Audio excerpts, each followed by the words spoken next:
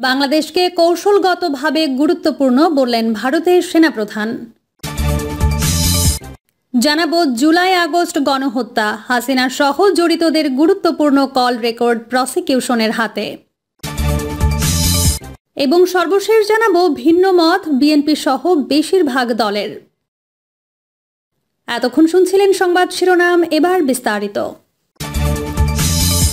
বাংলাদেশকে কৌশলগতভাবে গুরুত্বপূর্ণ বললেন ভারতের সেনাপ্রধান। বাংলাদেশকে ভারতের জন্য কৌশলগতভাবে গুরুত্বপূর্ণ বলে উল্লেখ করেছেন ভারতের সেনাপ্রধান জেনারেল উপেন্দ্র দ্বিবেদী। সোমবার ভারতীয় সেনাবাহিনীর বার্ষিক সংবাদ সম্মেলনে তিনি এসব কথা বলেন। তিনি এক সাংবাদিকের প্রশ্নের জবাবে বলেন, সম্প্রতি বাংলাদেশের সেনাপ্রধানের করা মন্তব্যের সুরেই আমি বলবো যে ভারত কৌশলগতভাবে বাংলাদেশের কাছে যেমন গুরুত্বপূর্ণ তেমনি বাংলাদেশও আমাদের জন্য গুরুত্বপূর্ণ।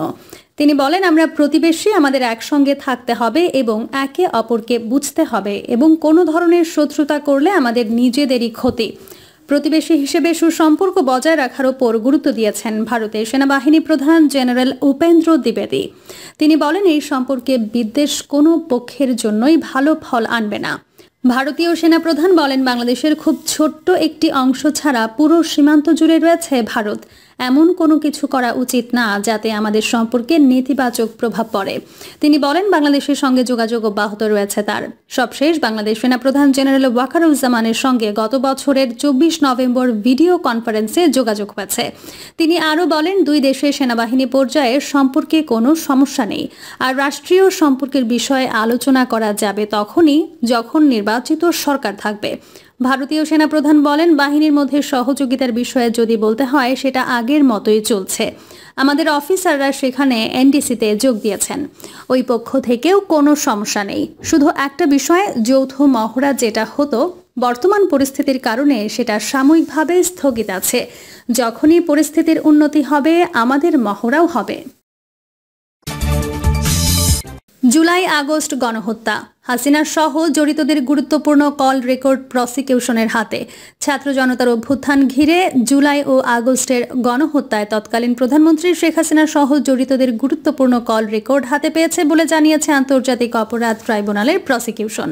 গুমের গুরুত্বপূর্ণ তথ্য পাওয়া গেছে বলেও জানানো হয়েছে। প্রসিকিউটররা জানিয়েছেন, গুমের গুরুত্বপূর্ণ তথ্য প্রমাণ মিলেছে, তবে ট্রাইব্যুনালে তথ্য প্রদানে অসহযোগিতার অভিযোগ করেছেন প্রসিকিউটররা। সংবাদ সম্মেলনে প্রসিকিউটর তানভীর জোহা জানান, গুমের গুরুত্বপূর্ণ তথ্য প্রমাণ মিলেছে, হত্যাকাণ্ডের আলামত গায়েব করতে সব ধরনের আয়োজন করা হয়েছিল। ট্রাইব্যুনালে বলা হয়, প্রথমে কোটা এবং তারপর সরকার পতনের আন্দোলনকে কেন্দ্র করে গত জুলাই ও আগস্ট মাসে বাংলাদেশে ঘটে যাওয়া হত্যাকাণ্ডকে গণহত্যা হিসেবে অভিহিত করা হচ্ছে। এদিকে এসব কল রেকর্ডের ফরেনসিক পরীক্ষা করার জন্য সিআইডিকে নির্দেশ দিয়েছেন আন্তর্জাতিক অপরাধ ট্রাইব্যুনাল। সোমবার ট্রাইব্যুনালের চেয়ারম্যান বিচারপতি মোহাম্মদ গোলাম মর্তুজা মজুমদারের নেতৃত্বাধীন ট্রাইব্যুনাল এই আদেশ দেন। এই বিষয়ে প্রসিকিউটর BM সুলতান মাহমুদ বলেন, অনলাইন প্ল্যাটফর্ম ও বিভিন্ন উৎস থেকে পাওয়া জুলাই আগস্ট গণহত্যার সময়ে শেখ হাসিনা সহ জড়িতদের গুরুত্বপূর্ণ কল রেকর্ডের সত্যতা যাচাইয়ের জন্য ফরেনসিক পরীক্ষার অনুমতি দিয়েছেন ট্রাইব্যুনাল। প্রসঙ্গত, আন্দোলনের নিহতের সংখ্যা নিয়ে নানা আলাপ হলেও এর প্রকৃত সংখ্যা এখনও নির্ধারণ করা যায়নি। তবে স্বাস্থ্য ও পরিবার কল্যাণ মন্ত্রণালয়ের একটি তালিকা অনুযায়ী নিহতের সংখ্যা 708। নিহতের সংখ্যা নির্ধারণে তালিকা তৈরির কাজ চলমান। ভিন্ন মত বিএনপি সহ বেশিরভাগ দলের। অন্তর্বর্তীকালীন সরকারের অধীনে স্থানীয় সরকার নির্বাচন চায় না ফ্যাসিবাদ বিরোধী আন্দোলনে যুক্ত বিএনপি সহ বেশিরভাগ রাজনৈতিক দল। এই সরকারের প্রধান দায়িত্ব ও কর্তব্য হওয়া উচিত সুষ্ঠু ও নিরপেক্ষ জাতীয় নির্বাচনকে ফোকাস করা। এমন অভিপ্রায় জানিয়ে দলগুলোর শীর্ষ নেতারা বলছেন, স্থানীয় সরকার নির্বাচন কারো দাবিও ছিল না। তাছাড়া এই ধরনের সরকারের অধীনে স্থানীয় নির্বাচন হওয়ার কোনো নজিরও নেই। 15 বছর ধরে নিরপেক্ষ সরকারের অধীনে জাতীয় নির্বাচনের দাবিতে তারা আন্দোলন করেছে। সুতরাং অন্তর্বর্তী সরকারের অন্য কিছু চিন্তা করার সমীচীন হবে না, বরং কোনো সন্দেহের উদ্রেক হয় এমন কোনো সিদ্ধান্ত থেকে দূরে থাকাটাই মঙ্গল। নেতারা এও মনে করেন, স্থানীয় সরকার নির্বাচন করতে গিয়ে সরকারের নিরপেক্ষতা প্রশ্নবিদ্ধ হলে তখন তাদের অধীনে আগামী জাতীয় নির্বাচনও প্রশ্নবিদ্ধ হওয়ার ঝুঁকি থাকবে। সুতরাং তাদের ধারণা, সরকার এই পথে হাঁটবে না। বৃহস্পতিবার বিএনপি সহ 4টি জোট ও অন্তত 20টি দলের শীর্ষ নেতারা যুগান্তরের কাছে প্রায় অভিন্ন এমন প্রতিক্রিয়া করেন।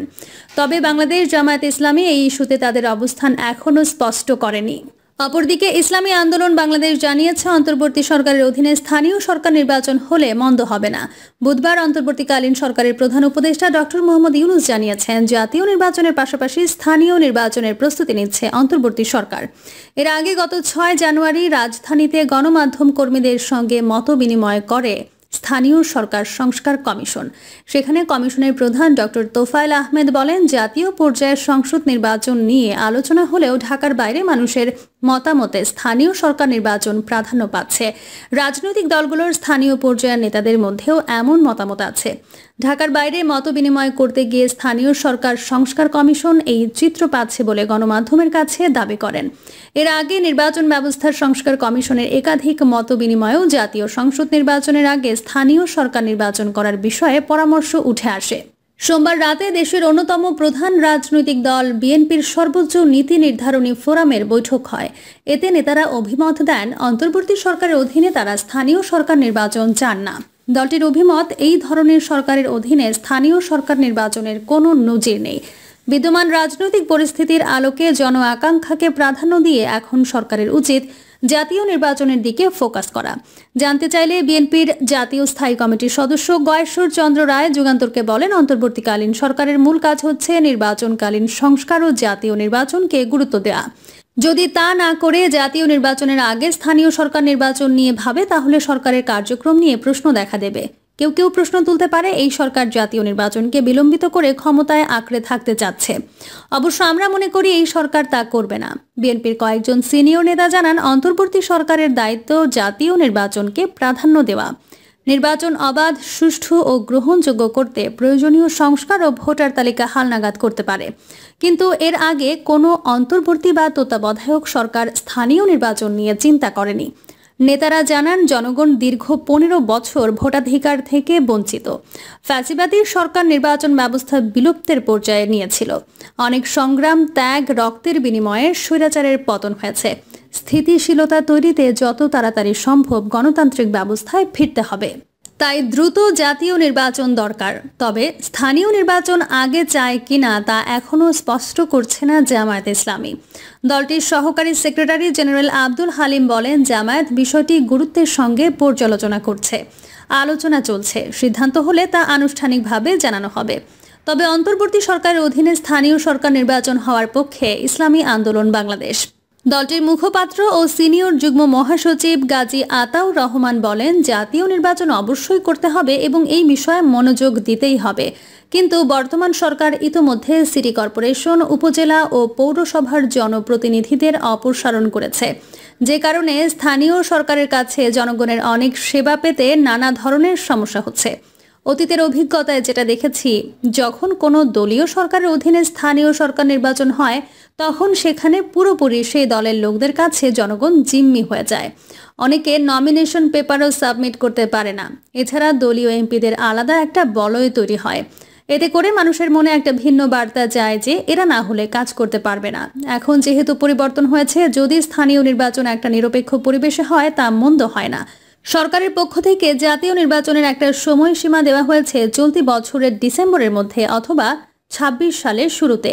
এই সময়সীমা ঠিক করে যদি আগেই স্থানীয় সরকার নির্বাচন করে ফেলতে পারে, তাহলে মনে হয় তার সম্ভব। এদিকে এই ইস্যুতে বিএনপি সঙ্গে একমত মিত্র রাজনৈতিক দলও। এই সরকারের অধীনে স্থানীয় নির্বাচন চায় না বাম গণতান্ত্রিক জোটও। 6 দলীয় জোট গণতন্ত্র মঞ্চের সমন্বয়ক ও বিপ্লবী ওয়ার্কার্স পার্টির সাধারণ সম্পাদক সাইফুল হক যুগান্তরকে বলেন, সরকারের প্রধান দায়িত্ব হচ্ছে জাতীয় নির্বাচন অনুষ্ঠিত করা। আর 16 বছর যাবৎ মানুষ যে নির্বাচনের জন্য অপেক্ষা করছে, অন্তর্বর্তী সরকারের প্রধান ম্যান্ডেট বা কর্তব্য হচ্ছে জাতীয় নির্বাচনের মধ্য দিয়ে নির্বাচিত সরকারের কাছে ক্ষমতা হস্তান্তর করা। তাদের স্থানীয় সরকার নির্বাচন করার দায়িত্ব নয়। সাধারণত একটা রাজনৈতিক সরকার আসলে তারাই স্থানীয় সরকারের নির্বাচন করে। আমাদের দেশে এ পর্যন্ত কোনো তত্ত্বাবধায়ক বা অন্তর্বর্তী সরকারের অধীনে স্থানীয় সরকার নির্বাচনের কোনো উদ্যোগ গ্রহণ করেনি। এছাড়া কোনো রাজনৈতিক দল বা জনগণের পক্ষ থেকেও এমন দাবি করা হয়নি। তিনি বলেন, সরকারের কাছ থেকে খুব আকস্মিকভাবে স্থানীয় সরকার নির্বাচনের বক্তব্য পেলাম। আমি মনে করি এই দায়িত্ব অন্তর্বর্তী সরকারের নয়। সরকারের এটা করার পেছনে ক্ষমতাকে দীর্ঘায়িত করা নিয়ে প্রশ্ন উঠবে। প্রিয় দর্শক, এই ছিল এখনকার সর্বশেষ সংবাদ। আপডেট সব সংবাদ পেতে চ্যানেলটি সাবস্ক্রাইব করে বেল আইকনটি ক্লিক করে রাখুন।